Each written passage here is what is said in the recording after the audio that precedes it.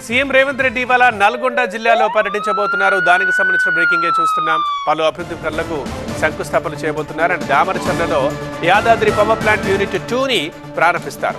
బ్రహ్మణవెల్లంలో ఎత్తిపోతల ప్రాజెక్ట్ సహా నల్గొండ మెడికల్ కాలేజీని ప్రారంభిస్తారు. సాయంత్రం 5 గంటలకు జరిగే బహిరంగ సభలో పాల్గొంటారు నల్గొండలో. ఇక యాదాద్రి థర్మల్ పవర్ ప్లాంట్ ఇవాళ ప్రారంభించబోతున్నారు సీఎం. మొత్తం 5 యూనిట్లు ఉన్నాయి. ఇందులో ఒక్కో యూనిట్ సామర్థ్యం 800 మెగావాట్లు. ఇందులో ఇప్పటికే 1, 2 యూనిట్లని ఒకేసారి లైటప్ చేశారు. సింక్రనైజేషన్ కూడా ప్రారంభం కాగా రోజుకి కొంత విద్యుదుత్పత్తి ప్రారంభమైంది.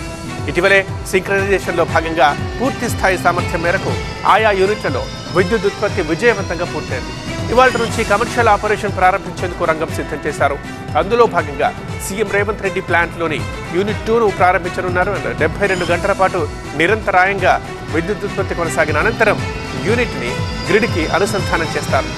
త్వరలోనే ఈ ప్లాంట్ నుంచి 1600 మెగావాట్ల విద్యుత్ గ్రిడ్తో అనుసంధానం కానున్నది.